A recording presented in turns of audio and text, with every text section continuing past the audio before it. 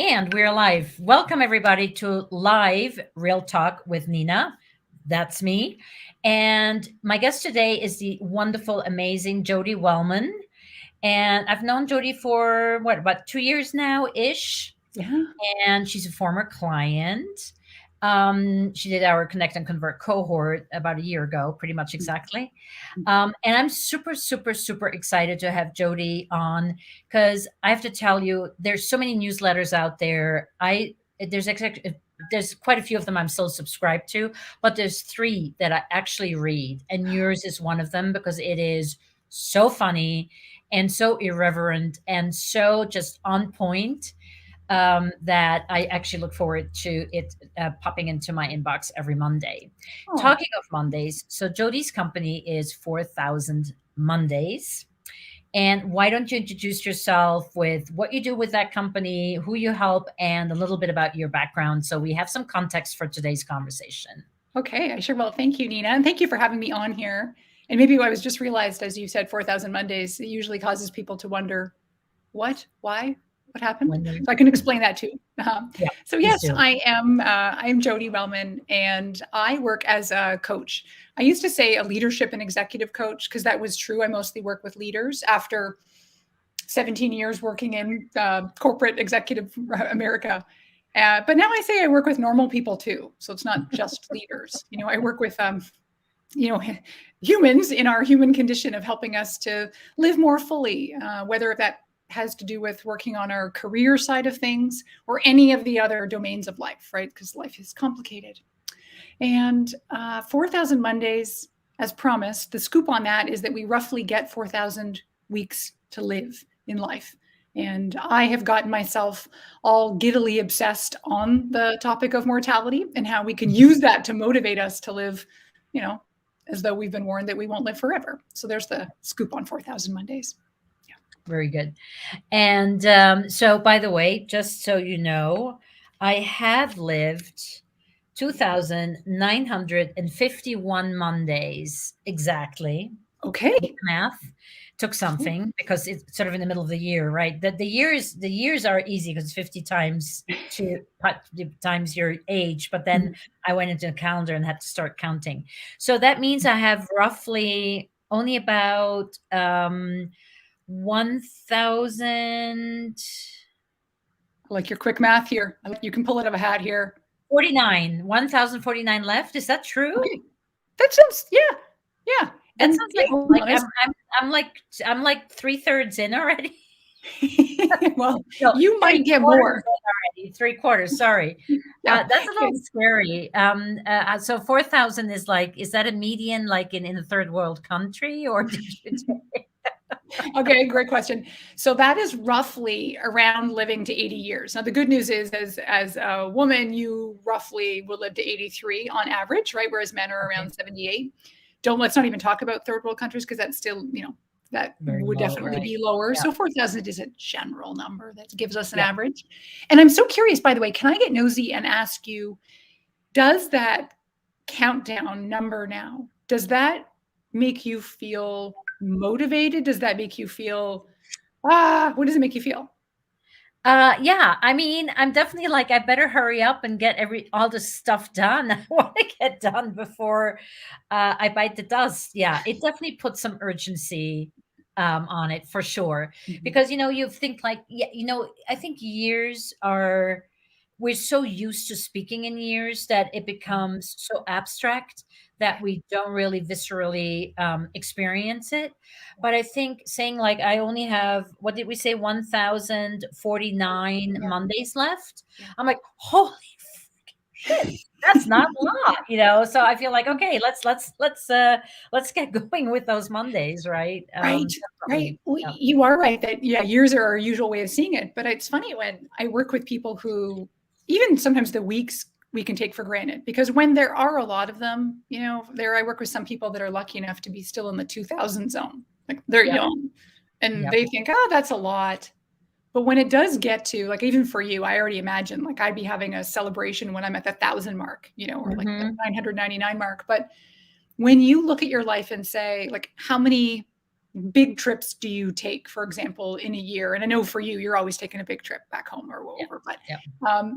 what are the big events that you do in life that aren't that frequent? And so for Yeah. some people, I work with one client was saying, I do one big trip with my girlfriends, like every 5 years we go somewhere fantastic. And she did the math and realized that she thought, well, I don't know if I'm going to be doing it in my 80s. And so she mapped it out and said something like, I only have 8 more trips with my girlfriends. Or I only have one client of mine only goes back home to India, every year. Now COVID screwed that up. But Yeah. wow, I'm only going to see my parents like maybe 6 more times before they might bite the biscuit. And so it's Yeah. the quantifying that does this thing called temporal scarcity, where it does make us value rare or temporary things. And so that's exactly what we're trying to do here, is create that sense of, I got to get on with it. Right.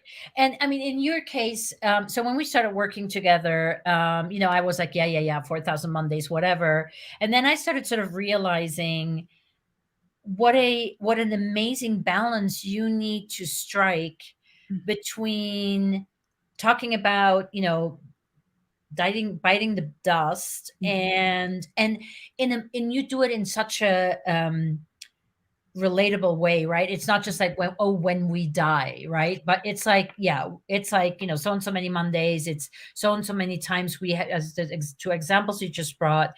And then so there's sort of the morbidity aspect of what you talk about versus the, also having fun with it. I mean, which sort of seems to be a little counterintuitive, but Right. talk to me about how you walk that fine line between one and the other without turning people off, right? Because that I could be like people going, yeah, I don't even want to deal with that, let alone talk about it. Exactly. Yes. I think about that a lot, in my quest to try to, help motivate as many people as possible.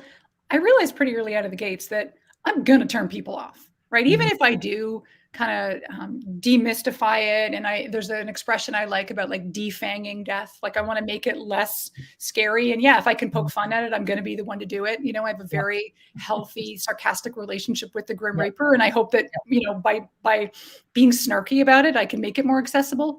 Yeah. But I piss some people off, or I don't really piss them off. I think I just turn them off. I have to, I think, I gotta be okay with it, right? Like not everyone is gonna buy what you're selling. And so, I pretend I don't care.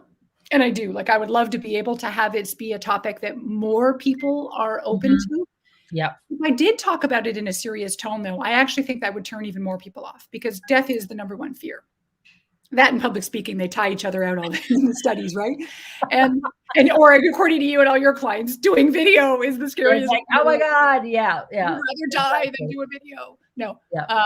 But so if I talked about it seriously, that feels so real. And thanks, but I'm just going to go over here and like eat a bag of Cheetos or something.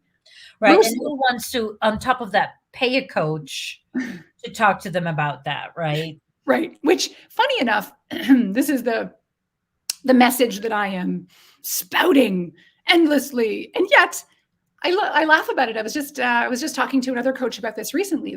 I think probably 2/3 of the clients I work with, we actually don't even really go there specifically about death. Like I might get them to, actually not even all of them have done the calculator on my website to calculate your Mondays left. Like the essence of it is the same, which is how can we just make more of the life you have? What do you want? What do you want more of? What do you want less of? Let's go for it. And so it doesn't always have to have the shadow of death showing up to highlight all that we have to lose. But yeah, that will always be what I have the megaphone up for.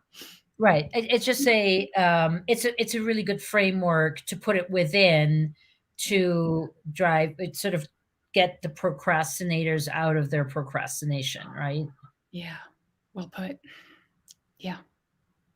Yeah. And very, very, I mean, for me, that is very apparent. And, and it's also been, for instance, the reason why I reinvented myself 6 years ago or 7 years ago by now, because I said, I can either keep doing what I'm doing and do it less and less and less effective and well, because less and less people are willing to pay for what I do, which was, producing big ass videos.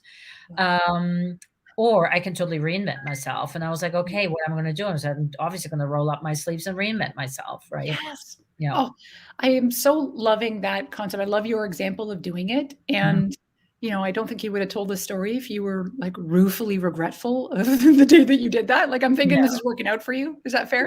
Yeah. Yeah. Oh, totally. It also, and I think this is something where I don't know whether you work with people who are coming off the corporate Mhm.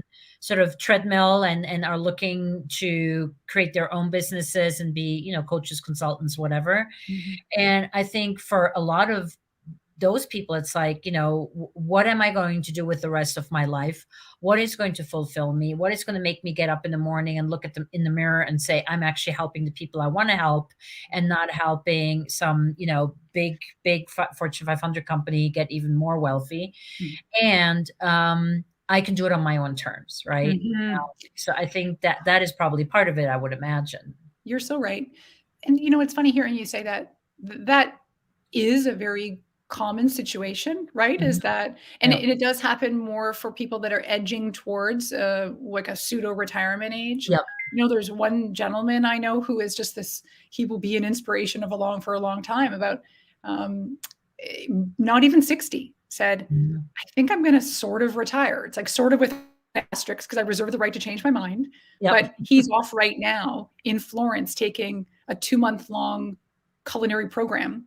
And Mhm. he said sayonara to the corporate role. And Yep. he's finding now, but like I recognize that's like a very lofty ambition for many people who still need Yep. still need a paycheck. But Yep. yes, there are a lot of people who are reconsidering, and COVID has ignited that. What am I doing and why am I doing it? But there are just as many people, if I am honest, that I work with and that we all know around us who are actually still super motivated and hungry to climb that corporate ladder and take over the world in their own way. And so, you know what? Hey, whatever floats your boat. But it Yeah, is about absolutely, yeah, we what need is all of your them, boat. yep, yep, Yeah. exactly, yeah. Yeah. So when you talk about astonishing alive and living, wider and deeper, so the astonishing alive part seems to me kinda, obvious, but the wider and deeper, explain that to me. Okay. So I have this model that in my head, which really is about taking memento mori, which is the Latin phrase that means remember we will die. And in Mhm, my mind, kind of operationalizing it. So it is the idea that we make our lives wider when we add more vitality in. So this mhm, is like the joie de vivre stuff. This is the fun. This is all the experiences. These are the tasting menus. These are the parties. This is like the stuff that, like it's the pleasure. And yeah, so that is the widening. And let's be honest, the pandemic has made our lives, I'd say, narrower, mine included. I'm very conscious that there ain't mm, not as much widening going on. And then the deepening is the aspect about deepening our lives with meaning. yeah, Not to be confused, vitality is the fun, but meaning is the more literally grounding, do our yeah, existences matter, feeling of purpose. And mhm, so the way if you put it together into a model, here's my very scientific, yep, quadrant for you here. yep, When anytime you are plus on meaning and mhm, anytime you are plus on vitality, that puts you into a quadrant that I've affectionately named astonishingly alive. Because yep, that means that we're living with that feeling of pleasure, we're living with the feeling of meaning. yep, And that's the experience of feeling like we're making some good use and fun of our time. And yep, then of course when you're in the other quadrants, and sometimes we can be in different quadrants in the same day, yep, but that's where we experience, the feelings of various forms of deadness. And, that it's normal. But yep, we have to actually, my belief, and through research, is that we have to consciously do things to get out of those zones because what happens is we slip into autopilot in a hurry. yep, And next thing all of a sudden it's February 16th and some of us feel like I've what happened? Not just because time flies because we're having fun. It's actually the opposite. Time flies because nothing discerned my, first week of February from the third week of January. It's all kind of mush, yep, you yep, know. for And sure, that is actually true for me right now. I work on the same things I talk about. yeah. So that astonishingly alive is when you're feeling like you're having the width of vitality and like you're feeling like you have the depth with meaning. Yep. Mhm. And I mean, I love how you're naming things. I did your quiz a while back actually, and I remember it was one of the funniest quizzes I've ever done. And I think I was cautiously alive. I know what are your four, what are Okay. your four, So there is vitally empty. is if you feel like you have vitality, but you're empty, kind of like, No depth. Yeah. yeah. Okay. Yeah, exactly. Lots of fun, but there's meaningfully bored when you're okay on meaning, but you don't have a lot of the fun going on. Mm-hmm. There's the dead zone, and that's where not a lot of vitality, not a lot of meaning, but you're holding on. And then the mid zone might be where you were, like just kind of like hovering between any of those 4 quadrants. Yeah, So I don't I actually it's quite a while I took it, and yeah, should have taken it again, but should have, could have, and would have. We're brothers and never got anything done, right? So yeah, but I remember that it was like wow, if I could ever create a quiz like that, I would love it, because just again the sense of humor with which you approach the topic and make it palatable and approachable, just really, I think that's what makes all the difference in the oh, world. thanks, Nina. Hearing you say this, it is just funny to me. It's like the absurdity of it all, right? We're all just walking around trying to do our best, trying to not look fat, trying to just do all the things we try for. And like, we're all careening towards an end, Yeah. and I don't want us to get existentially depressed here, because that's just obviously the opposite of what we're after. But we're all in this crazy lot together that, Yeah. we get 4,000 Mondays, sometimes more, but sometimes less. And, Yeah. it is absurd. Absurd is really the best word I can find. And so Yeah. let's poke fun at it, and let's just have some fun and some meaning where we can, by being really deliberate. I totally agree, and I think that's also where, what do we want to focus on? And my sister and I always say, like, we will not remember shortly before our death that we had that second handbag, but we will definitely remember the concert we went to, or the weekend in Paris, or the week in Istanbul, or whatever, the things we did together. And we had experiences that will be remembered, not all of it, but the good ones.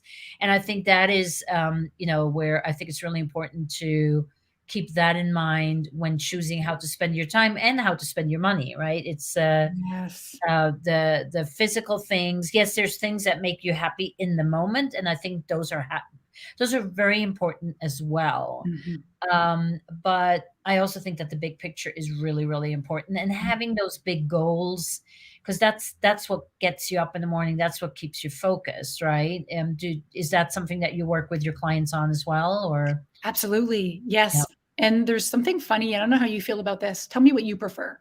I actually think I know already, but you tell me. yeah. There's this funny feeling people get when we talk about goals sometimes. There's a certain kind of person who, just quite frankly, is like just as turned off by goals as the Mhm. idea of dying and being 6 feet underground. And so Yep. there is a lot of science, which is pretty cool, in psychology, around how, for some people, positioning a goal as a dream is Mhm. far more motivating and empowering. And there's a difference between activating the parasympathetic versus sympathetic nervous systems. There's actual Mhm. really cool data around it. I'm not going to bore you with it, but the point is, yes, what is your dream? What do you want for your future? What lights you up? And for Yeah. some people, what is your specific, measurable, attainable, realistic, and time-oriented goal? So which one do you prefer, goals or dreams? I actually go both ways. I think it depends on what it is, right? I would definitely, I love measurable stuff. I mean, I was a producer for many years, so but I mean, if I had to, like, had a gun to my head and had to choose one over the other, I probably would go for dreams over goals. Okay. But I certainly also like my goals, because I like things that I can measure. I like my statistics. I was just really griping on a very high level. I ditched my very much beloved Fitbit for an Apple Watch. Ooh. And I'm just hating the health statistics. I'm hating the way they're displayed, the way they're being, and it's like, how can I have any, like, fun goals anymore of, like, I don't know, 12,000 steps a day, Yeah. if the way it's being presented to me is literally, it's a sentence that says you walked 245 steps more today than the day before. I'm like, what am I going to do with this information? And on Fitbit, I get this beautiful graphic, right, where I can see it all in one go, and I can make it the day, the week, the month, the year, and I can swipe back between 2017 and 2021, and and it's just so funny how that's where I'm so super goal oriented. but then there's lots of Mhm. things too. Yes. Yeah. Seems Like like retiring up here in the Alps making with, not having to worry about finances. So yeah. yeah. Yep. But, it is funny the way that we look at the measurable part of a goal or a dream. Mhm. That, in honesty, is a lot of the work I do with people is that it's just a funny thing in psychology that we can have hopes and dreams and desires. And sometimes we need to figure out how. Yeah. Often we know how. Well, a lot of the Mhm. times we have to literally map it out. But it Yep. is the feeling of accountability that can Yep. really make the difference. And so, one of the things I do with corporate teams actually is I have a program called, what is your leadership legacy? And Mhm. it's the idea that I can have these ideas on my team, or let's just say you're an entrepreneur. Imagine that, Nina, and you have these Mhm. things that you want to accomplish. Things like, it would be Right. really cool if I did that. And when you are the boss, maybe you don't have anybody really holding you to say, Accountable. did you Yeah. do the thing you said you wanted to do in 22? Mhm. Versus the idea about, again, using memento mori, using this idea about getting to the end. And that can be an activator for people to say, wow, I really want this to be part of my legacy. Like when I go to sell the company, or when I go to leave this team to go work in the marketing division, or Mhm. when I just like literally kick the bucket and all of a sudden people are at my memorial or they're in my team and they're talking about the stuff that I did get done. Yep. Not that people are going to hold a scorecard up, although I bet they do behind the scenes. They kind of whisper about you in your coffin. But yeah, what are the things you really want to get done in the big picture that Yep. and I always bring it back to the deathbed. What might you feel if you were lying there? Would you feel the pang of regret about not doing? Yep. And that Yeah, can for be a little sure. wake up. Long list, long list. I better get onto it since I only have, 1,049 Mondays left. So a couple of thoughts that have come up. Question, and feel free not to answer it if it's too personal. Why and how did you get to 4,000 Mondays? Was there something that happened in your personal life that got you started with that? What was the impetus for you? Yeah. Yeah. No, nothing feels too personal. So a couple things. I've always just been sort of fascinated by death and also equally fascinated by happiness. And Mhm. so I went and took the Master's of Applied Positive Psychology program at the University of Pennsylvania, which was just delightful. So that was partly, that's the education side. But my mom died in her late 50s. And she, and, we talked about this along the way. So I don't feel like I'm speaking, about her behind her back up there. But she died with a lot of regrets and dreams of things Mhm. she didn't do. And she had tons of manuscripts with writing that she never sent out, art, Mhm. all these businesses that she wanted to start. She lived Mhm. out west and she was a natural person. And so she was like carving hiking sticks. And she had all like tons of business ideas and she didn't execute on them. And that Mhm. was a wake up for me when she passed away, to be honest, like cleaning up her stuff and seeing all these things she had made and designed and done and wanted to and didn't pull the trigger on. And that Yep. really did the spotlight on my life and made me feel like, Mhm. what are the things I'm wanting to do but not doing? So that Yep. was really, really huge. Um, yeah, I think that those are probably a couple of the major ones, and Yep. the more I studied, to be honest, the more I studied this concept of memento mori and realized there is empirical evidence out there, for a bit of a nerd like me that likes to know that I'm not just, waxing philosophic about something, but there actually is really good, well Yep. researched content. Well, that legitimized it and allowed me to Yep. say I'm going full force. Yeah. Awesome. Yeah. Yeah. Thank you for sharing that. So when so did you where was my I just lost my train of thought because I just went back to my only 1,049. I'm making I'm We in the process of making a mental list of the things I need to do. I love it. Let's do it. Let's spend the rest of our time with your bucket list. Let's do it. We will in a second. I have a couple more questions. Okay. So I actually wanted to ask you your advice. And I might have actually read that in one of your posts. I'm not sure whether I was brilliant enough to come up with this question or I stole it from one of your blog posts. Okay, we'll see. So we're in the pandemic, Yep. and as you said before, living wider and deeper, our wide has narrowed quite Mhm, considerably. mhm, Now, for somebody like me at the age that I'm at, and with way too many stupid things on my plate, I mm. really, really, really, really, really, really enjoyed the lockdown and just not having to, you know, Mm, not having to get dressed, not having to put on makeup, not having to meet 50,000 people, not having to network in person, not having to go for that stupid dinner I really didn't want to go for, mm, and being totally comfortable saying, no, I really don't feel comfortable right now doing this. This mhm, is this, mhm. the pandemic was such a great excuse to do a lot of things not. Yes. And like, today, I'm in Switzerland, the government is debating lifting everything and all the, precautions that were being put in place from, having to show your certificate at every restaurant to wearing masks everywhere, etc.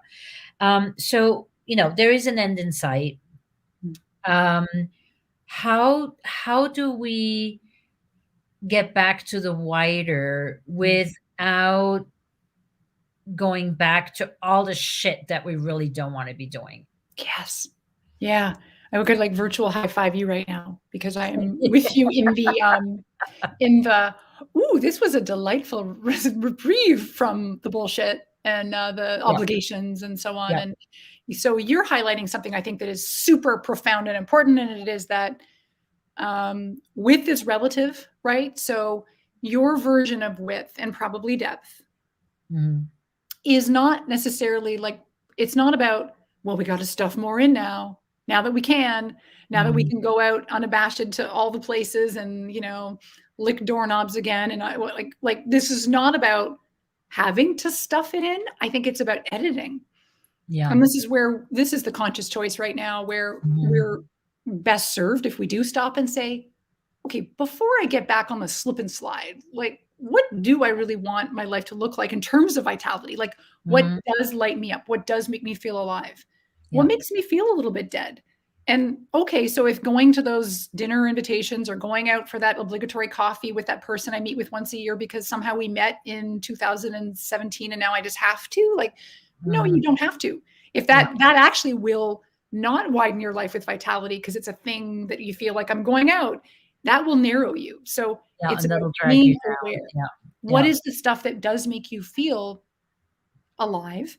What is Mhm. the stuff that it even in the tiniest way deadens you? And now like make a life that looks like that. Yep.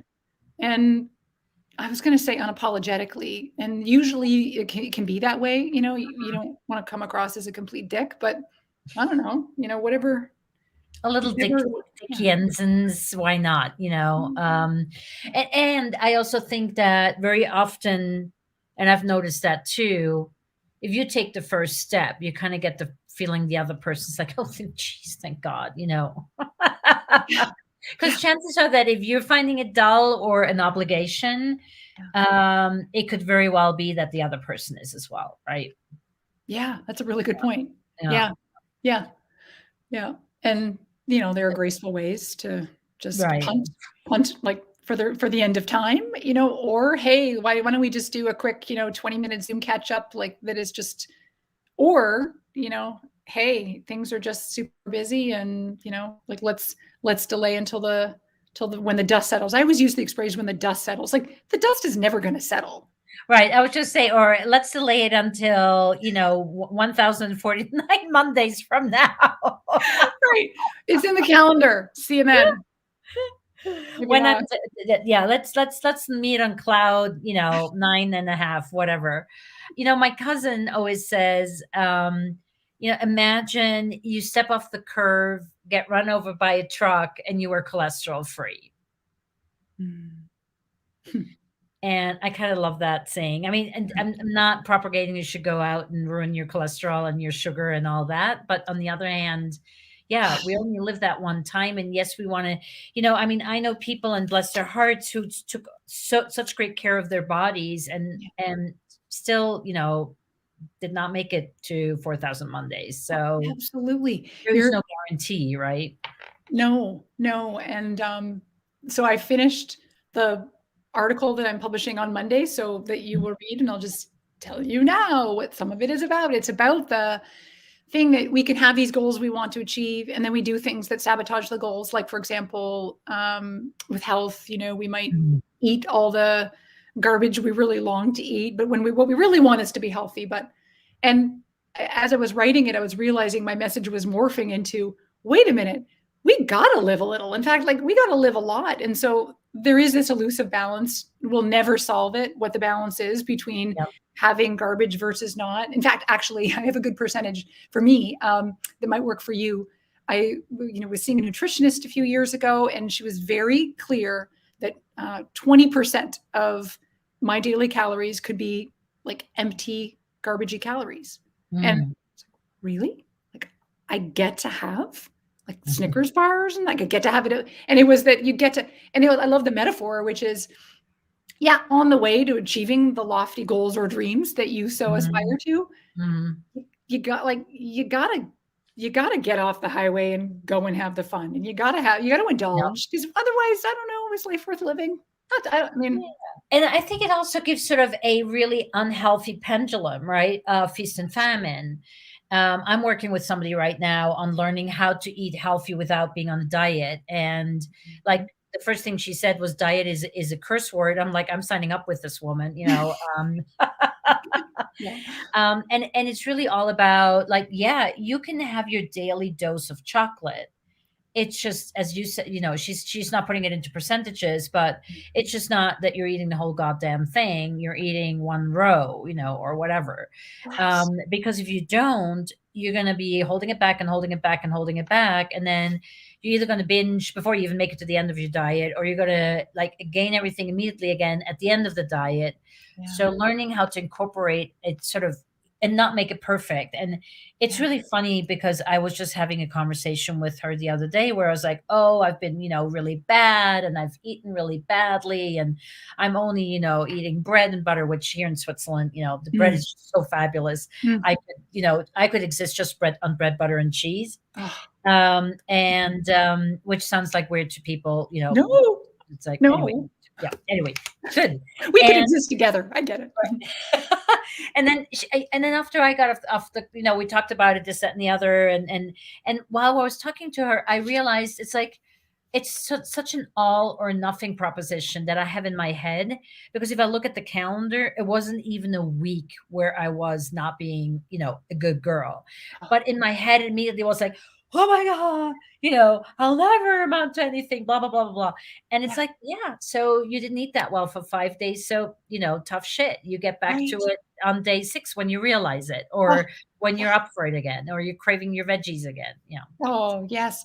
I think the idea that, like, the all or nothing, the good or bad, I'm trying to rewire personally, but I see this with clients too. The idea that I always think of it like expect and then accept. Like, expect that you're going to have those bread and butter weeks, and expect that you are going to, procrastinate a big important task, or expect it, and then accept it. Like, who are we to think? I think it's actually really egomaniacal of us to really think that we're going to somehow master it, and we're not going to give into some of those temptations that is, again, partly what makes life worth living, in either a widening way, or probably more of a widening way, hedonistically. That it's like I actually think now, like, we just have to budget for it. For me, I was sitting down yesterday, and I was supposed to be working on our deck for a presentation. I hadn't noticed. So I went and, buggered around online and did stupid stuff online, and I was starting to judge myself for it. Classic. I was like, no, wait, this is going to happen. I get to do this. I can't do it until the day before the decks due, but like, let's expect it. No, and I think, and that's just human condition, right? One of the other newsletters that I read is Anne Hanley. She's a writer, a copywriter, and also very funny, and she writes a fortnightly newsletter that comes out on Sundays, every other Sunday. And she just started this one newsletter with, I'm writing a new edition of my best-selling book, Everybody Writes. So, never has my house been cleaner, never has my garden shed been, more organized, never has my dog been more groomed. And it was just so funny because it's like you can so relate to that. And Oh, that is the wider part of life, right? yeah. Yeah. Because we Yeah. need that too, right? Yeah. Yeah. Yeah. I mean, yeah, I think part of the key too is to take the things you are procrastinating and like work them magically kind of against each other so that you do get Mhm. stuff done. So Yeah. Yeah. anyway, But I yeah. mean, so if the legacy part, Mhm. I always wonder about the legacy part. So especially for someone like me who has no children, right? So Mhm. what is my legacy going to be?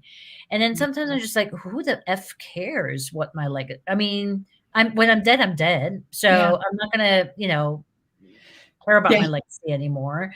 Yeah. Where Yeah. does that wish for legacy? What is Mhm. that? Is that just a Mhm. fear of dying? What do you see that Mhm. being? Yeah.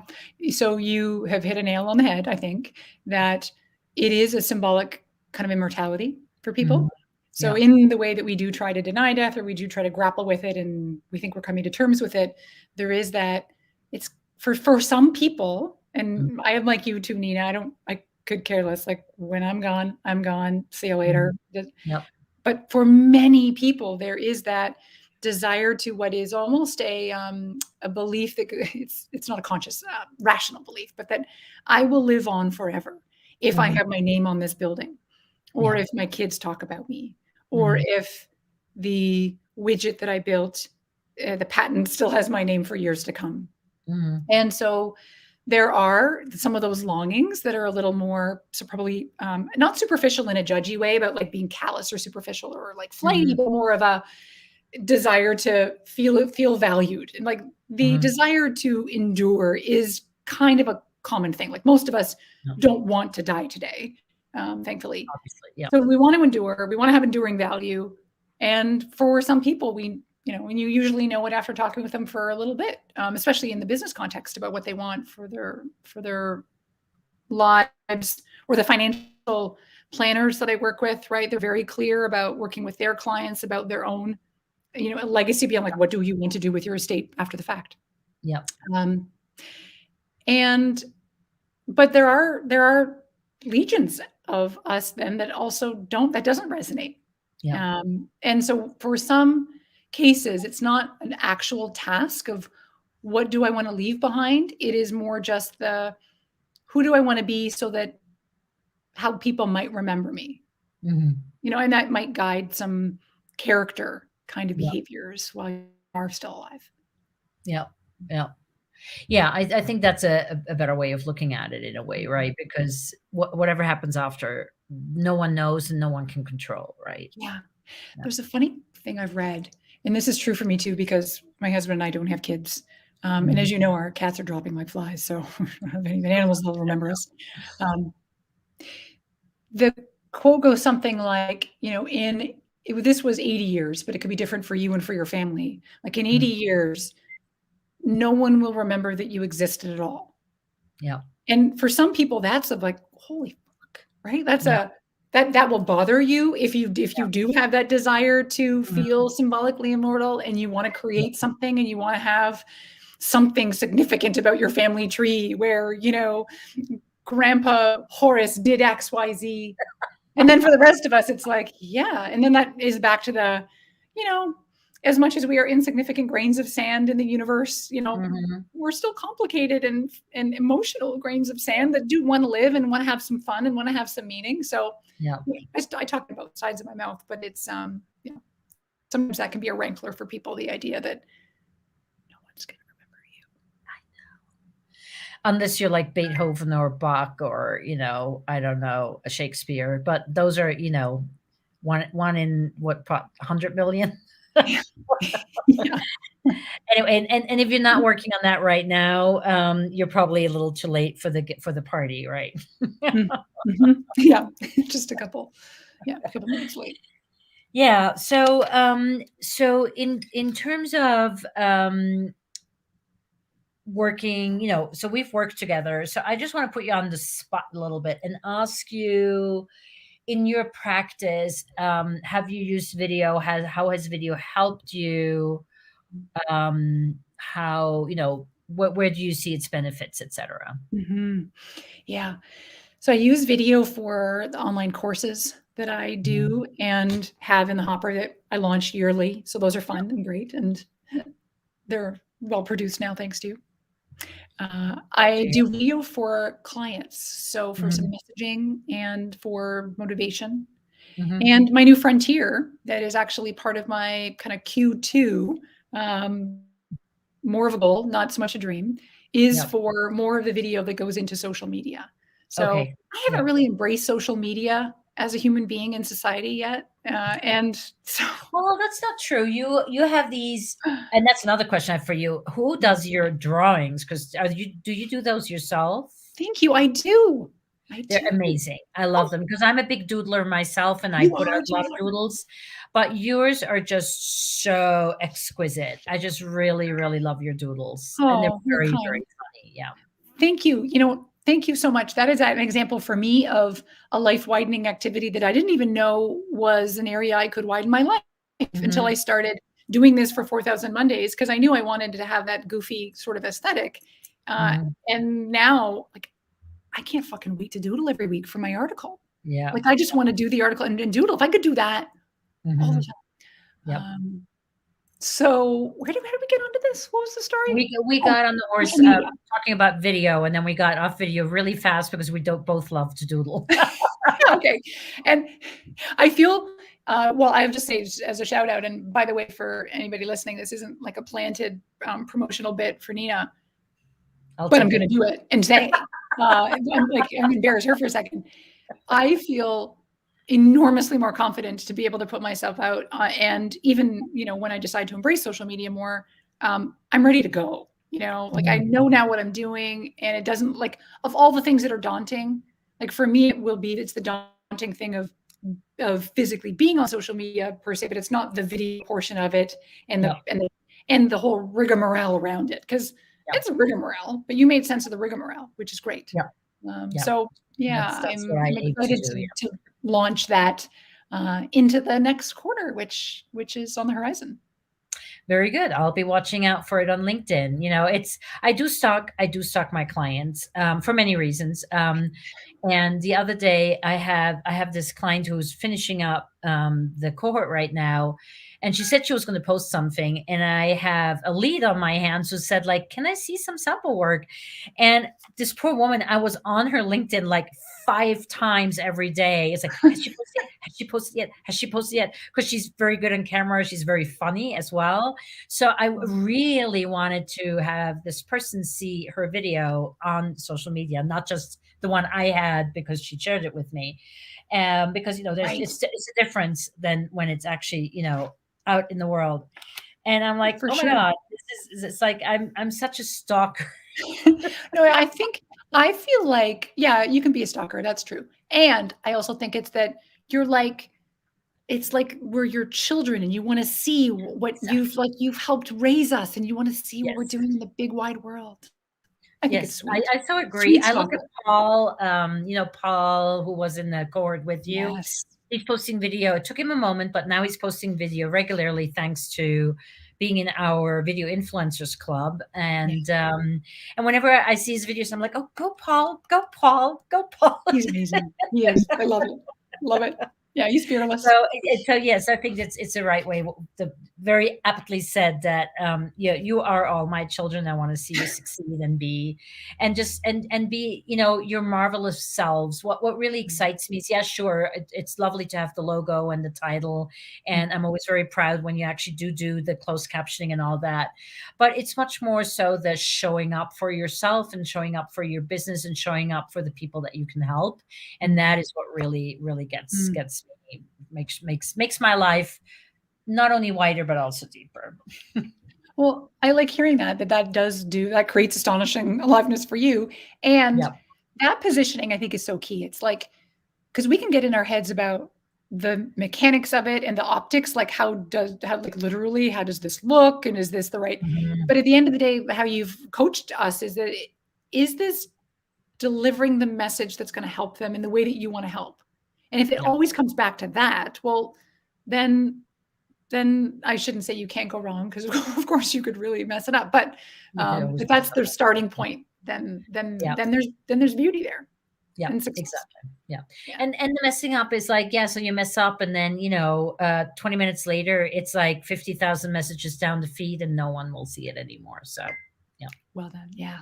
Yeah. Which is why we keep it simple and fun, or easy and fun, because these things don't live on forever, right? They're just, Yeah. it's a fleeting moment. It's social media. What did you call it? Like tissue paper, like tissues? Tissue videos, yeah, Just done. Yep. Garbage. exactly. I mean, not garbage Yeah. content. No, but it's like it's a one way thing. You sneeze into it and then you throw it out, right? Tissues are super. We all have them in our handbags, at least the ones of us who do carry handbags. We Mhm. should have them in our handbags. Let's put it that way. They're super helpful. They're super needed, and once they're done, right? So there you go. Yeah. Anything you would love to talk about that I haven't asked you about? Oh, well, thanks for asking that. I mean, you did definitely get into the widening and deepening, and I love that, because that, I think, provides that framework of how to Yep. be, Yep. most alive. And yeah, I mean, I think ultimately it's, because we are creatures that use time as a way to gauge and measure. That's why I Hmm. talk about 4,000 Mondays, obviously. Yep. If you think about, maybe even just the next 100 days of your life, Yep. what would make you feel even a little more alive, acknowledging that it doesn't need to be these big magnanimous changes. Because I do think Mhm. that there is an implied pressure. And I always want to kind of course correct that by talking about widening and deepening, it's not about as wide as you can make it and as deep as you can dig. No, Mhm. it's like the subtle things, right? Like, it's about what is a small, tiny little thing that adds vitality, maybe, that you can look forward to. Yep. Even if it's just like a special meal, like we're going to order takeout on Friday, and I'm so excited. It's just a little thing in life that makes you feel a little bit Mhm. of joy. But back to the looking forward, because if our lives are really just collections of moments Yep. and days and weeks and quarters and so on, what would be really great, in the next 100 days, for example, to feel like you did, and not in a, I sold X dollars, or I, landed No, at, but that's in not a that lights me feeling up. alive, and Yeah. maybe 100 days is too long. Maybe it is just what is in your calendar that's coming up that makes you look forward to it, because maybe it is something that's meaningful, because it is going to be a reconnection with an old college friend, or maybe it is, Mhm. you are going to go, when you're allowed to venture out more, to a pretty cool show that's at the local museum, or Yep. whatever that might be. But There's a what are lot of you stuff because actively I'm putting into actually your mouth? yeah. I mean, right now, a lot of stuff because I'm actually going back to New York, next week, a week from Mm. today.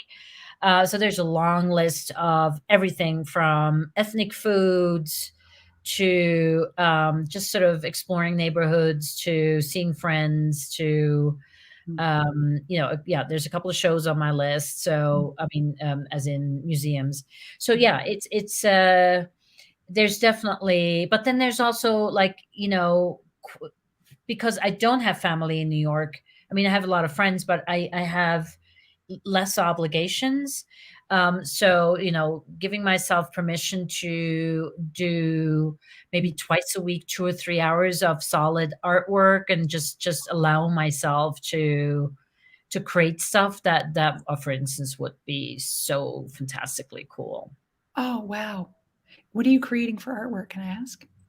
I just started again, so I'm still sort of all over the map. Mm. I do a lot of sort of designy stuff, sort of not doodles as well, but it's called Zentangle. But I don't do a classic Zentangle. I sort of do my own stuff with it, and I put color into it, and I play with watercolors. I play a lot with pencils that are water washable.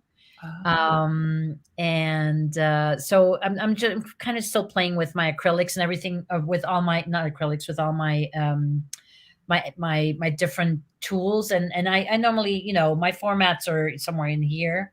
Okay. And so nothing yet that I want to show. But the plan is that I'm working on it now. So by the time I retire, in you do the math. If I'm 290, 200, 2,951 Mondays old, I think by then I'll be prolific enough to actually be an artist, and actually do artwork. And talking of which, and I've never done it, but maybe now I have to do it. There is a gallery in the woods here in the Swiss village I'm in, up in the Alps, and the stuff that they exhibit is just the local people around. So some of it is pedestrian, some of it is pretty cool, some of it is really beautiful, and some of it is like meh. And I'm gonna ask the guy who runs the community to reserve me a spot in like 8 or 9 years from now. Gonna sit it there. Yeah. Okay. Yeah. Flip ahead. Flip ahead. That's me. That April. I love Yeah, that. And April of whatever is, yeah, Mhm, mhm. 2020, 30. No, that would be 30 something. Yeah, 2030. like 2030. Yeah, Love there it. we go. Ooh. Uh, and you highlighted the idea about your getting back into it, and that is one of the best things we can do to widen our lives with vitality is getting back in touch with a hobby that maybe once captivated Mm, us that we've let go yep, dormant just because life gets in the way. I yep, life love gets in the hearing way you're for doing one. that. Mm, And can I challenge? I don't have an answer, but it did make me go antenna up for a sec on the well, then I can call myself an artist. And I find this a lot with people who are dabbling in creativity, that there's yeah, this really trepidatious way of identifying that yeah, I'm not yeah, an artist until I'm not a writer until I can't call myself an artist until. mm. But like as far as I'm concerned, I can call myself an if you're artist now. dabbling, Yeah, you're doing yeah, it, for sure, right? yeah. I, So I think I think for sort of the standard is that if we're not making money with it, we're not it yet, right? We're okay, not being paid okay. for our efforts.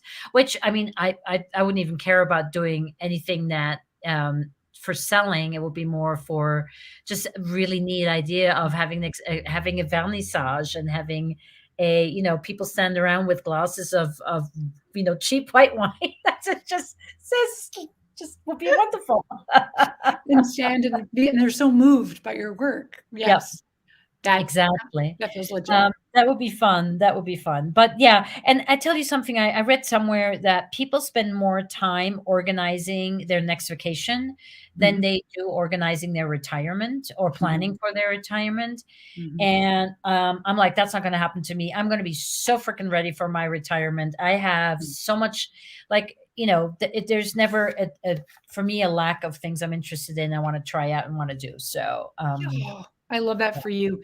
Yeah. yeah, Yeah, well, you have hit on people do avoid it. It's very scary. I work with a lot of people transitioning into yep, retirement. I love that whole category of people because it's far more salient, the idea of how many Mondays they have left in this yep. period of now I really need to make the most. There's so much pressure to make the most of their time.